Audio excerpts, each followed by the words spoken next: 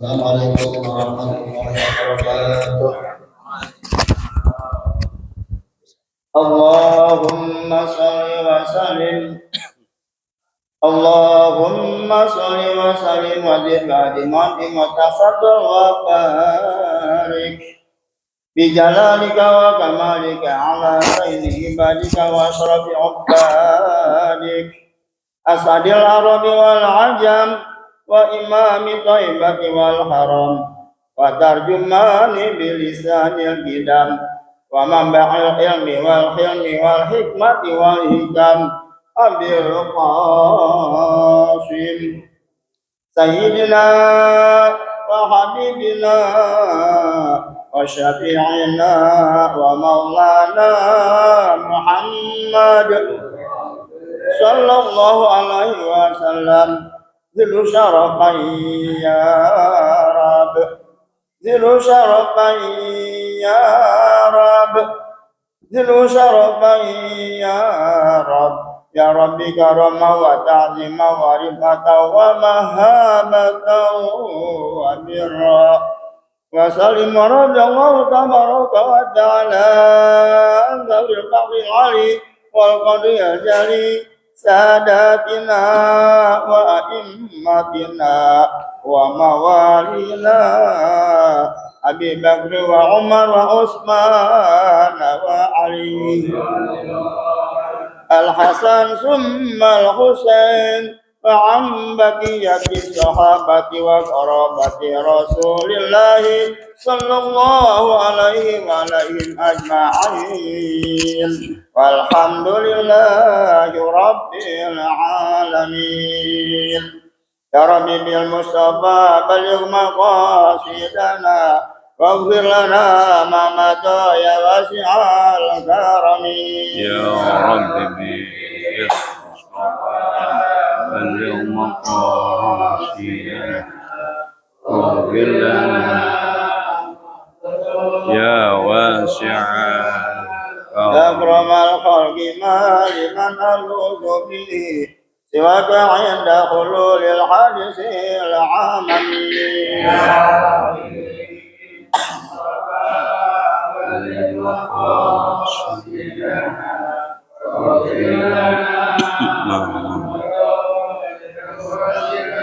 walayalika Rasulullah jauh kami Izal karimu tajalla bismi muntaqimi ya Rabbi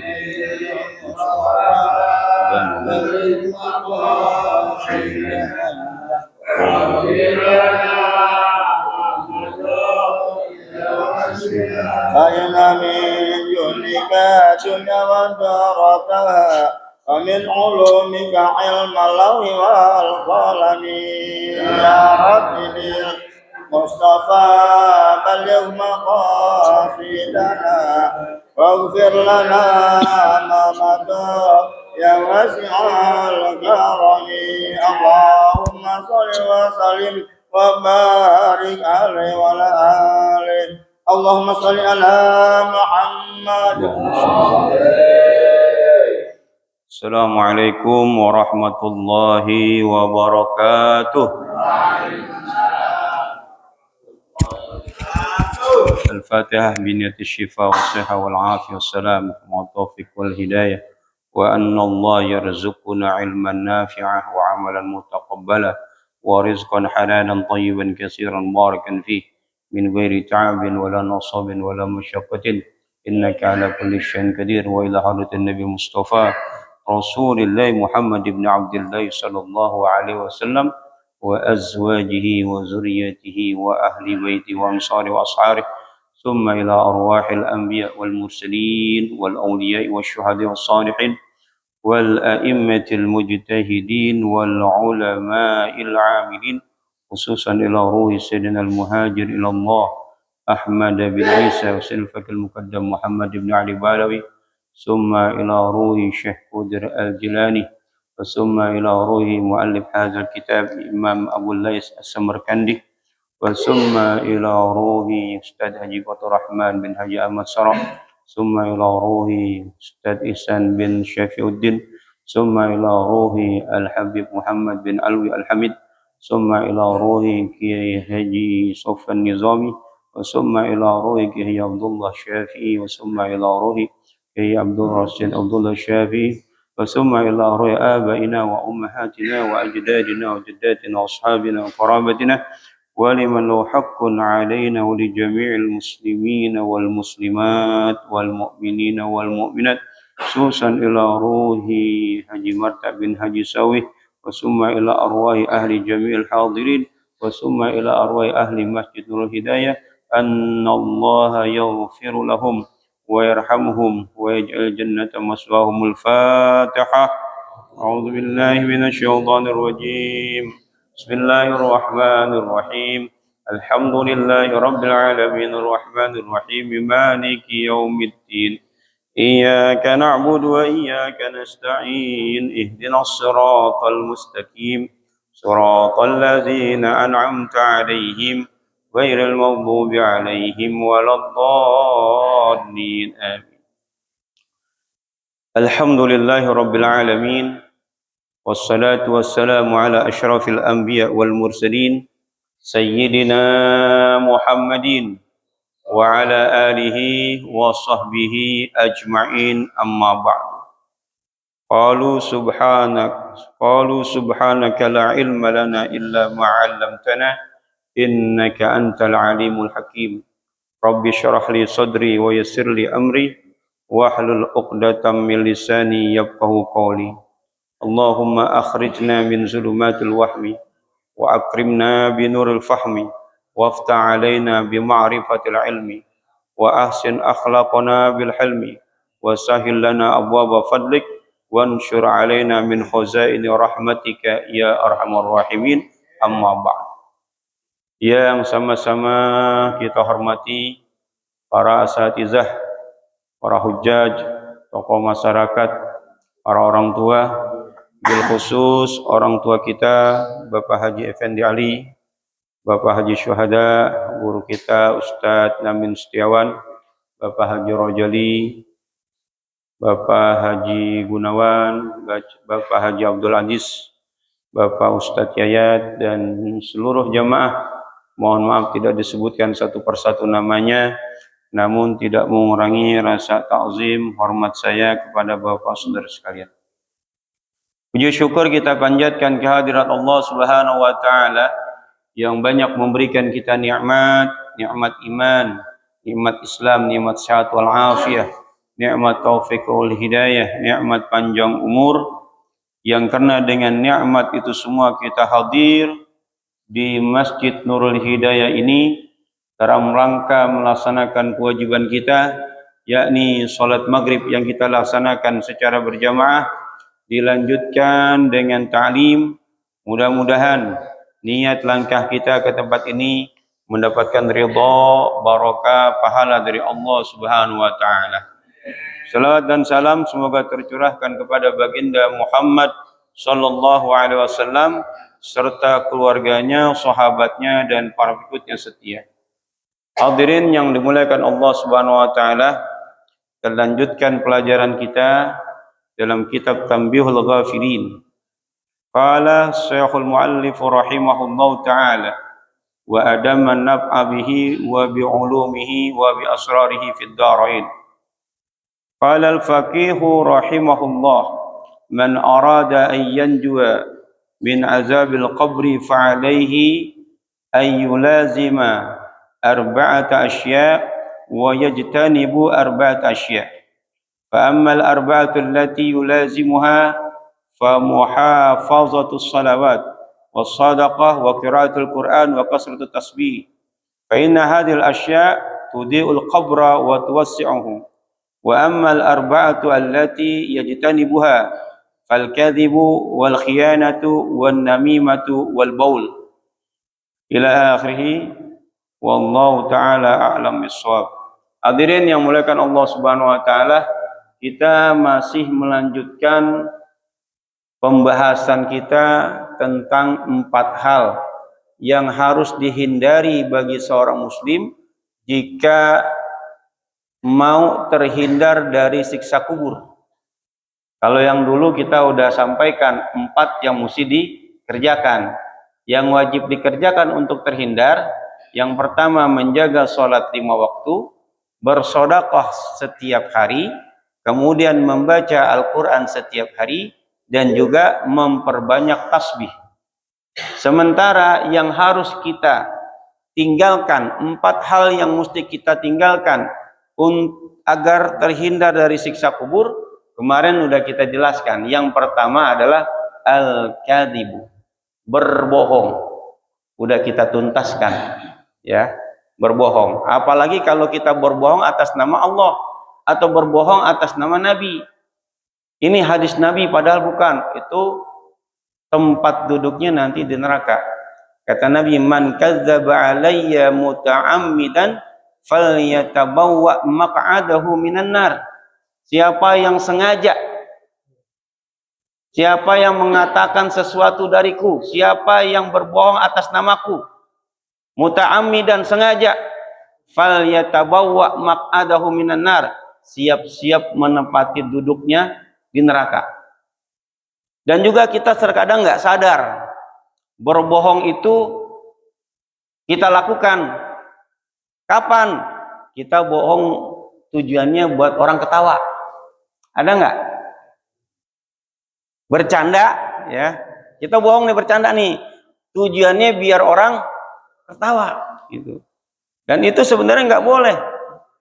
Dalam satu hadis disebutkan, la yu'minul abdul imana kulluhu hatta yatrukal kadhiba fil muzahati wa la yatrukal mira'a wa in kana shadiqan. Tidak dikatakan sempurna iman seseorang sehingga dia meninggalkan berbohong dalam bercanda atau bersendah gurau dan meninggalkan berdebat walaupun dia benar. Coba lihat kalau di WA ada orang pendapat gini, yang satu begini, yang satu begini, timpalin lagi. Nah, lebih baik diem aja, nggak usah ngikutin. Nah, disuruh tinggalin berdebat. Juga tinggalin kita itu berbohong. Ya, walaupun bercanda berbohong itu. Contoh nih, contoh. Ini contoh ya. Bukan ngajarin, contoh. Kemarin ada orang datang ke rumah saya. Ini contoh bohong ya. Kan sekarang lagi ramai-ramainya nih pengen nusuk tanggal 27 November. Datang ke tempat saya itu calon pasangan nomor 4. Agak ada kan ya? Iya, Pak. Calon pasangan nomor 4. Berbondong-bondong tuh, ya. Ngajak saya yang dukung dan juga menyuruh saya biar jamaah Masjid Nurul Hidayah mendukung pasangan nomor 4. Sepakat dah, ya, sepakat. Ya, saya dukung Anda. Ntar saya suruh jamaah saya untuk nusuk nomor 4. Imbalannya apa? Saya dikasih uang 500 juta di dalam koper. Wow, banyak nggak? Banyak. Gitu. Serah terima, jabat tangan, sah, dapat duit 500 juta. Mereka pulang. Saya penasaran dong, lihat koper gede, isinya duit. Belum saya lihat. Kemudian saya buka, saya baca Bismillahirrahmanirrahim. Baru mau buka, ya, tiba-tiba di belakang saya ada nepok. Bang, bangun bang, udah mau subuh bang. Nah, ternyata cuman mimpi, nggak bener. Nah, ternyata cuman mimpi. Ada nggak yang begitu? Itu kan bohong. Tujuannya apa? Buat orang ketawa. Nah, itu nggak boleh. Dan itu sering disampaikan sama siapa? Stand up komedi terkadang. Atau sama guru-guru terkadang begitu. Tujuannya ketawa, padahal nggak boleh. Ya, karena banyak sekarang ini orang berbohong agar orang lain tertawa. Bahkan Nabi Muhammad SAW mengatakan, wailun lilladzi yuhaddisu fayakdzibu liyudhika bihil qaum. Celaka bagi orang yang berbicara lantas dia berbohong dengan tujuan apa? Agar suatu kaum itu tertawa. Sampai 2 kali Rasulullah bilang, wailullah, celaka dia. Nah, makanya tinggalin tuh yang namanya bohong, walaupun tujuannya bercanda. Ya, tuh. Ya, kenapa? Karena begitu. Kalau yang belum tahu, ya nggak apa-apa. Sekarang udah tahu. Sekarang udah tahu. Tinggalkan jauh-jauh berkata dusta. Apa Rasulullah nggak senang bercanda? Senang Rasulullah bercanda. Sampai-sampai Rasulullah berkata, inilah amzahu, wala aqulu illa haqqan. Saya ini suka bercanda, tapi saya tetap berkata yang benar, berkata yang jujur. Rasulullah, ya. Maka jangan sampai kita berbohong tujuannya agar orang lain tertawa. Sekarang ada stand up comedy kan gitu ya. Dia bohong tujuannya biar orang tertawa. Nah, hati-hati ya. Yang selanjutnya yang kedua, wal khianah. Khianat. Jangan sampai kita ini berkhianat kepada orang yang telah memberikan kepercayaan sama kita. Jabatan itu amanah. Jadi kepala keluarga amanah. Jadi guru amanah. Jadi ketua DKM amanah. Jadi bendahara amanah. Dan kita ini sebenarnya juga pemimpin. Kullukum ra'in wa kullukum mas'ulun an ra'iyati. Setiap orang itu pemimpin. Dan kelak dia akan diminta pertanggungjawaban terhadap apa yang dipimpinnya. Marbot itu amanah bukan? Amanah, ya. Nah, laksanakan tugasnya sebagai marbot. Imam amanah bukan? Amanah. Laksanakan tugasnya sebagai imam. Ketua DKN amanah bukan? Amanah. Laksanakan tugasnya sebagai ketua DKN. Kalau ada orang yang ngasih pendapat, ngasih masukan, gak usah marah, terima aja. Tandanya dia yang sayang. Dari sekian banyak ada orang ngasih apa? Ngasih masukan, tandanya dia sayang. Terima kalau seandainya kita salah, gitu kan? Gitu. Termasuk nih masukan-masukan pembangunan. Kalau ada kasih masukan yang memang itu benar, kita terima, gitu. Semuanya itu amanah.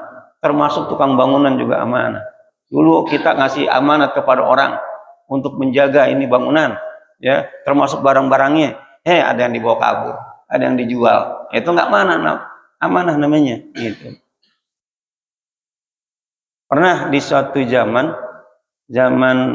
pemerintahan Umar bin Abdul Aziz, ya, dalam zaman pemerintahan Umar bin Abdul Aziz, beliau memerintahkan ada pasukan untuk berperang dengan pasukan kafir. Ya. Ketika melawan pasukan tersebut, 3 panglimanya tertawan dan beberapa orang dari tentaranya.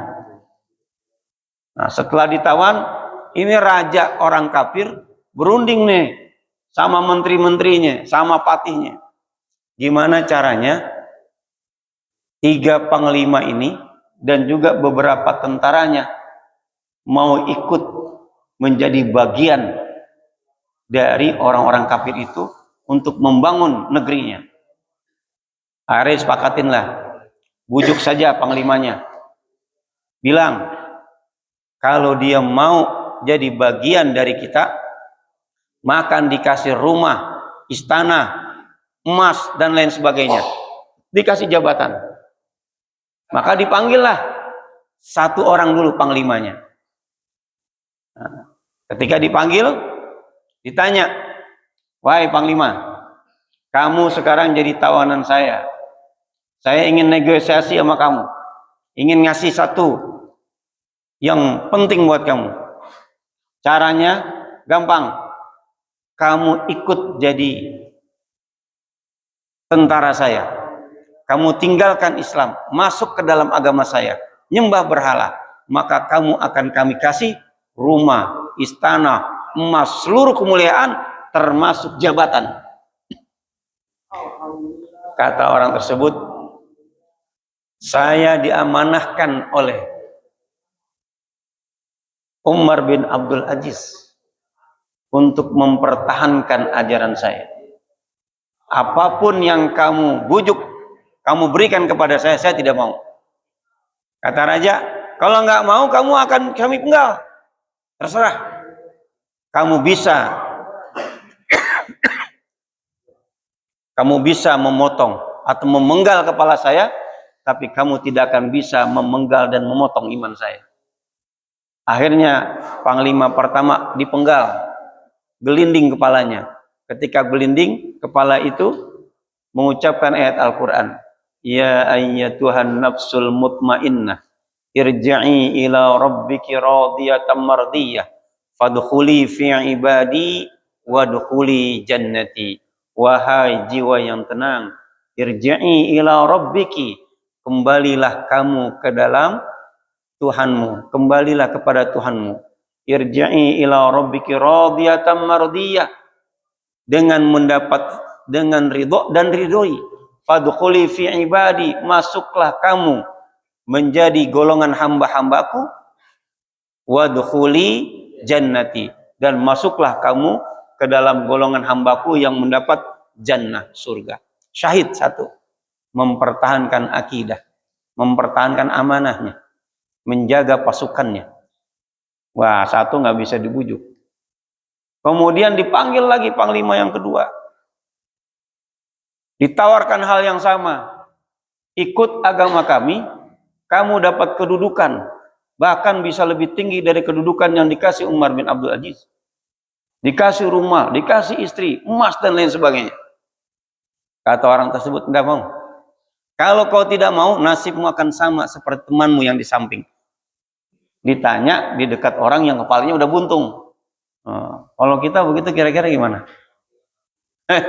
Nyari selamat ya. Kira-kira gitu kan, tergantung imannya gitu kan. Panglima itu enggak. Saya tetap mempertahankan agama saya. Saya tidak mau ikut agamamu. Kalau gitu kau akan dipenggal kepalamu. Silakan, enggak. Dipenggal, tes. Begitu kepalanya gelinding, kepala itunya mengucapkan, fahuwa fi 'isyatir radiyah fi jannatin 'aliyah qutufuha daniyah, surat Al-Haqqah. Maka dia berada di dalam kehidupan yang diridhoi, kehidupan yang menyenangkan, fi jannatin 'aliyah, di surga yang paling tinggi, qutufuha daniyah, buah-buahannya dekat. Artinya di surga itu buah-buahan dekat, tinggal ngambil doang. Nggak pakai manjat pengasan. Ya, berangkat mau pohon kelapa pendek gitu, mau durian montong ada, ya. Semua jenis durian ada di sono. Apa aja, Pak? Saya kolesterol, di sono nggak ada kolesterol. Ya, semuanya nikmat semuanya. Apa aja buah bisa kita makan di sana. Buah-buahnya dekat, pohonnya rindang. Mati dua. Kemudian dipanggil lagi panglima yang terakhir, ketiga. Dibujuk yang sama. Wahai Tuan Panglima, dua temanmu tidak mau mengikuti tawaran kami, makanya kepalanya kami penggal. Kamu saya tawarkan, ikut masuk ke dalam agama kami, jadi tentara kami, maka kamu akan kami berikan istana yang megah, pangkat yang tinggi, istri, juga seluruh emas kami kasih. Banyak, semua harta kami kasih. Kata dia, waduh, daripada saya mati, lebih baik saya hidup, katanya. Akhirnya dia bilang, baiklah kalau gitu, saya ikut agamamu, saya tinggalkan Islam, dan saya terima tawaranmu menjadi prajurit atau panglima. Nah, setuju, sepakat.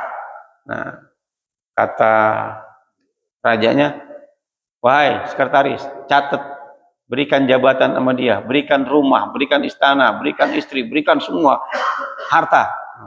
Kemudian setelah dicatat, dibisikin sama patihnya, Tuan, uji dulu bener gak dia mau ikut kita. Caranya gimana? Kan di dalam tawanan itu masih ada tentara, suruh dia bunuh. Kalau dia sudah bunuh, berarti dia sudah ngikut terhadap agama kita. Nah, panggil satu tentara. Nah, udah dipanggil, perintahkan. Kalau kau benar-benar masuk ke dalam agama kami, bunuh temanmu. Ya, karena sudah diiming-imingi, ya enggak, diambil pedang, dibunuh tuh, dibunuh. Kemudian kata Patih, Tuan, apakah kau percaya dengan orang ini? Temannya saja dia khianati, temannya yang bersama-sama dari negeri sana, sama-sama jalan bareng-bareng berperang bersamanya, dia khianati, dan itu sudah lama menjadi temannya. Apalagi kita nih yang baru, kita kasih jabatan, mungkin dia bahkan nusuk sama kita. Sama temennya aja dia khianat. Lalu gimana? Penggal aja Tuan. Akhirnya tuh orang dipenggal juga kepalanya. Nah, ketika dipenggal, muter lagi tuh kepalanya. Kepalanya itu mengucapkan kalimat, afaman haqqa alaihi kalimatul azab, afa anta tankidhu man finnar. Apakah kamu hendak menyelamatkan, apakah kamu hendak menukar atau menyelamatkan orang yang sudah ditentukan memperoleh azab, dan apakah kamu akan menyelamatkan orang yang telah ditentukan masuk neraka? Dari dua orang panglima, dua selamat syahid, satu menjadi kafir. Lantaran apa? Berkhianat. Berkhianat kepada Umar yang memberikan amanah, berkhianat kepada temannya, berkhianat kepada Allah, berkhianat kepada Rasul. Kenapa dia berkhianat kepada Allah? Dia datang sebagai orang beriman, berperang sebagai orang beriman, tapi dia khianati Allah. Begitu juga dia mengkhianati Rasul Sallallahu Alaihi Wasallam. Makanya dalam satu ayat Allah Subhanahu Wa Taala mengatakan, Ya ayyuhalladzina amanu la takhunullaha wa rasul. Wahai orang-orang yang beriman, janganlah engkau mengkhianati Allah dan Rasul. Dan juga jangan mengkhianati amanah yang telah diberikan kepadamu. Saya ingatkan lagi bahwa kita ini dalam kehidupan sehari-hari punya tanggung jawab dan dikasih amanah. Banyak sekali kita lihat kita yang dikasih amanah tidak menjalankan amanahnya. Ya, lalai atau berkhianat gitu. Dan bisa kita lihat tuh, biasanya tuh terjadi, salah satunya terjadi pengkhianatan itu ketika Idul Adha, pembagian daging. Beneran, ya, pembagian daging gitu. Khianatnya gimana? Ngikut, bantuin, tiba-tiba taruh belakang, pisahin dikit gitu. Ya, kalau nggak disuruh orang bawa dikit-dikit gitu. Alhamdulillah di Masjid Baitur Rahman kagak, ya nggak melakukan itu. Karena apa? Motongnya nggak di sini, di sono kebunnya Bang Kujuk. Baitur Rahman nggak ada, di sini nggak ada, di Masjidul Hidayah, ya nggak ada yang begitu. Tapi di daerah Bang Kujuk ada, di kebun Bang Kujuk ada, ya nggak? Di sini nggak ada kan? Ada nggak? Kagak ada. Emang di sini kagak motong, ya nggak? Motongnya di mana? Di kebunnya Bang Kujuk. Nah, di kebun Bang Kujuk beberapa kali ada itu yang begitu. Ya. Dan ternyata banyak orang, para DKM, kalau lagi bicara tentang Idul Adha, pemotongan, banyak juga yang bicara begitu. Di masjid saya juga sama, Sat. Kenapa? Bahkan lebih parah, terorganisir. Ada yang misahin hati, misahin paha, misahin ini. Masya Allah. Padahal dikasih amanah buat ngapain? Bantu panitia kurban untuk membagikan daging kurban kepada masyarakat. Itu yang di lapangan. Nah, yang di tempat lain gimana? Tiap-tiap orang dikasih pokja. Saya dikasih 25 kupon untuk saya bagikan kepada RT 6 dan lain sebagainya. Ya, RT Sakur dikasih 100 sekian, ya enggak? Nah, Tatamin dikasih sekian. Semuanya ada pokjanya. Dan itu jangan sampai hanya ngendep di rumah kita doang. Kalau ngendep, nah yang lebihnya itu tidak amanah kita. Gitu. Tapi alhamdulillah tidak ada keluhan masyarakat sampai hari ini, ya enggak? di Masjid Nurul Hidayah itu, wah ngasih semuanya. Jatah kita atuh, ya udah atuh. Jangan minta dua gitu ya. Kecuali dikasih sama panitia. Itu banyak itu terjadi. Orang-orang yang berkhianat terhadap tugas. Ya. Nah mudah-mudahan kita enggak. Yang ketiga, wan namimah. Namimah itu ngadu domba. Ini bahaya luar biasa kalau ngadu domba. Bukan hanya satu orang dengan satu orang. Bisa satu bangsa dengan satu bangsa. Negara dengan negara. Gara-gara mengadu domba. Dan ini pernah terjadi. Ya. Gara-gara satu orang berperang seluruhnya. Berperang satu keluarga. Ada di kitab ini, di kitab Tamyiul Ghafilin. Ya. Ada orang menjual budak. Budaknya cakep, ganteng, anak laki. Gitu. Harganya murah. Harganya murah. Nah, begitu ada orang yang beli, dikasih tahu, Tuan, budak saya ini sehat, parasnya ganteng, gagah, tidak ada cacat. Cacatnya cuma satu apa? Orang ini mulutnya nggak bisa dijaga, suka ngadu domba. Nah, padahal dikasih tahu tuh, orang ini cacatnya apa? Suka ngadu domba. Karena harganya murah, ya dibeli juga tuh budak. Saya beli. Nah, cuman begitu doang. Kan yang penting orangnya gagah. Bisa saya suruh ngangkat-ngangkat barang. Beli dah tuh harga murah. Dibawa pulang. Sehari 2 hari biasa, nggak ada. 3 hari biasa, 4 hari biasa terus. Nah, suatu ketika, penyakitnya kumat ini, budak. Datanglah dia kepada istri orang yang beli. Dia bilang, Nyonya tahu nggak kelakuan suami Nyonya di luar? Enggak. Emang kenapa? Dia itu pengen nikah lagi, Nyonya. Pengen nikah lagi. Nyonya tahu nggak? Enggak. Saya yang ngikutin dia. Ini tuan Nyonya pengen nikah lagi. Kira-kira Nyonya masih sayang nggak sama suami? Sayang lah. Gitu. Pengen nggak suami nikah lagi? Kagak. Nah, karena itu Nyonya harus memberikan pelayanan yang bagus kepada suami Nyonya. Gimana caranya? Nanti kalau suami Nyonya pulang, itu jenggotnya yang tebal dicukurin, ya, menggunakan pisau cukur. Tapi jangan cukur dia lagi terjaga. Cukurin dia pada waktu dia tidur. Ya, cukurin pada waktu dia tidur. Nanti ketika dia bangun, dia akan kaget. Wah, ternyata jenggotnya udah bersih. Gitu. Dan kelihatan ganteng nanti suaminya. Oh gitu ya? Iya. Cakep nggak tuh kesalahannya? Cakep nggak? Ngerawatin tapi cakep. Nah. Rencana udah bagus tuh. Bahwa dia nanti akan nyukurin jenggot suaminya yang tebal, ya, menggunakan pisau cukur. Kepada suaminya begitu mau pulang, temuin lagi. Tuan, apa? Jangan masuk dulu, Tuan. Kenapa? Tuan itu pengen dibunuh. Sama siapa? Sama Nyonya. Emang kenapa? Karena Nyonya selingkuh. Nyonya selingkuh. Sama siapa? Nanti saya kasih tahu. Nyonya pengen selingkuh. Terus gimana caranya? Saya biar tahu selingkuhannya. Begini nih, Tuan. Tuan pura-pura tidur. Pura-pura tidur. Karena Nyonya ini pengen ngebunuh Tuan. Saat Tuan tidur, nanti Nyonya pasti akan bawa pisau dan ingin membunuh Tuan. Akhirnya apa? Bener tuh.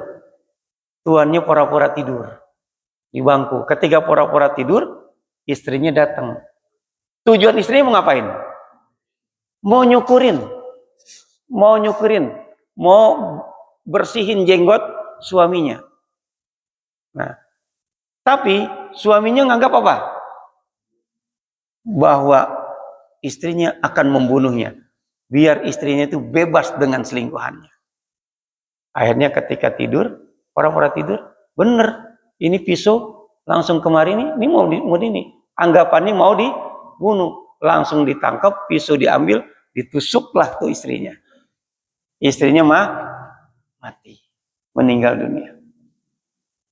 Itu gara-gara apa? Adu domba. Ya, terdengar kabar bahwa istri tuan ini dibunuh sama suaminya. Keluarga istrinya nggak terima.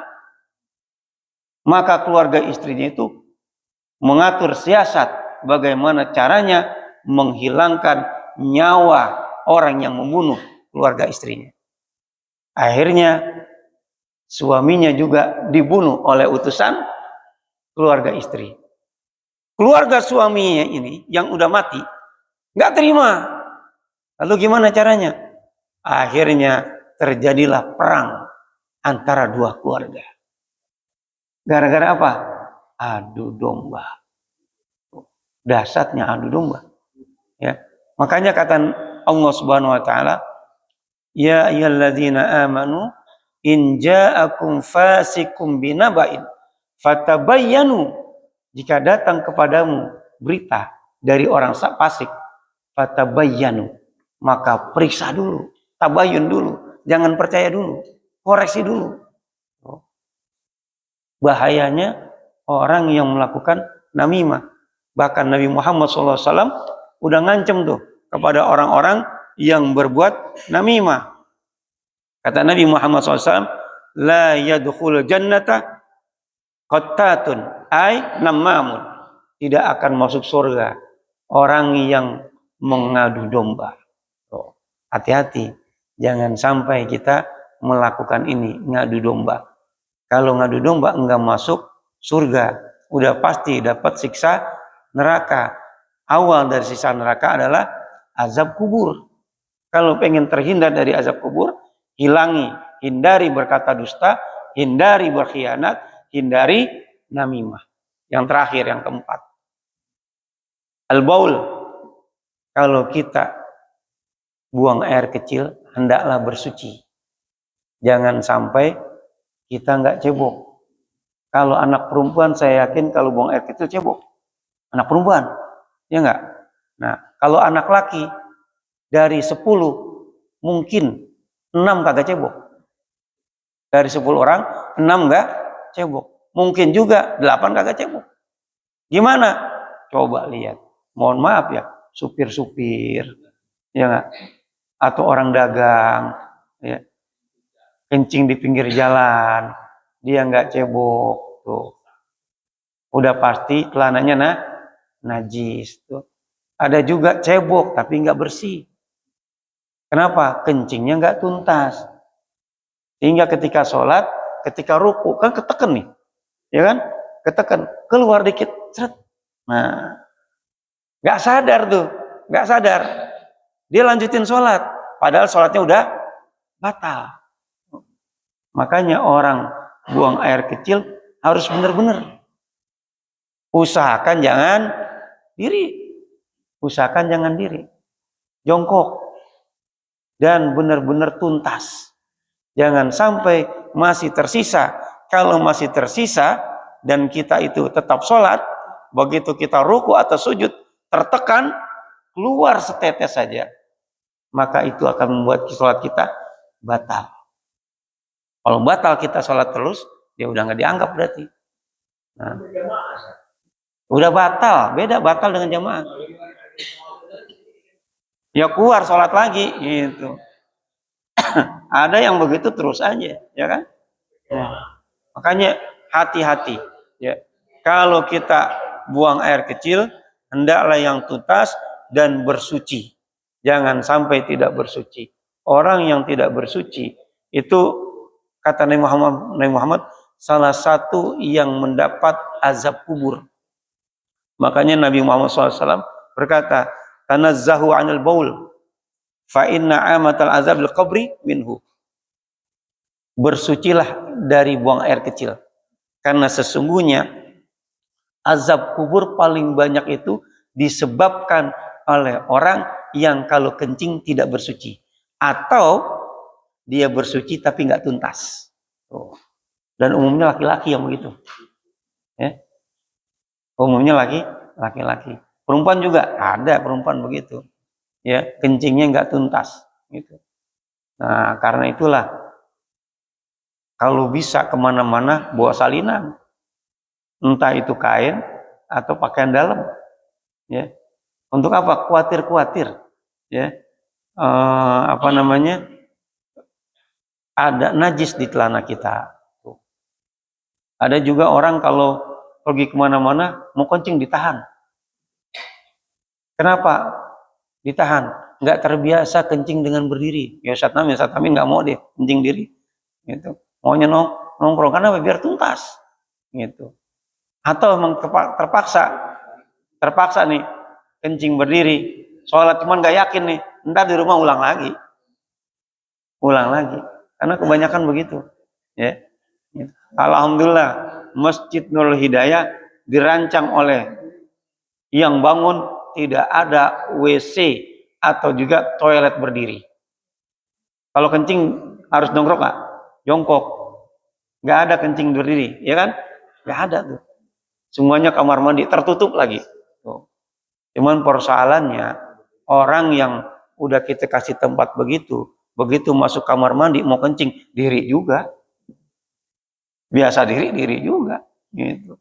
Hati-hati gitu. Emang kalau diri nggak tuntas, kebanyakan mayoritas nggak tuntas karena nggak ditekan. Dan kalau buang air kencil doham 3 kali. Nah, tandanya udah selesai. Kalau belum terus gitu. Ya. Mudah-mudahan kita yang hadir di sini ya Allah hindarkan kita dari azab kubur ya. Semuanya nanti mendapatkan nikmat kubur. Meninggal dalam keadaan husnul khatimah. Al-Fatihah. Bismillahirrahmanirrahim. Alhamdulillahirabbil alamin arrahmanir rahim maliki yaumiddin. Iyyaka na'budu wa iyyaka nasta'in. Shiratal mustaqim. Shiratal ladzina an'amta 'alaihim ghairil maghdubi 'alaihim waladdallin.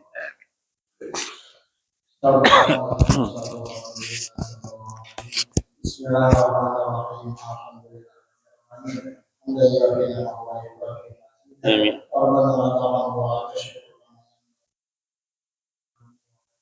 Amin. Allahumma shalli wa sallim ala sayyidina Muhammad wa ala ali sayyidina Muhammad. Amin. Allahumma arzuqna ilman wa yarzuqna rahman. Allahumma inna bi'ilmi wa zaidna bi'ilmi wa inna Allahumma inna bi'huda wa ja'alna min yashani wa ridha wa la tu'alina wa la siwa wa la taj'alna min al-qawmi al-rasul. Hasbunallahu wa ni'mal wakeel wa la hawla wa la quwwata illa billah. ربنا آتنا في الدنيا حسنة وفي الآخرة حسنة وقنا عذاب النار وصلى الله على سيدنا محمد وعلى آله وصحبه أجمعين والحمد لله رب العالمين.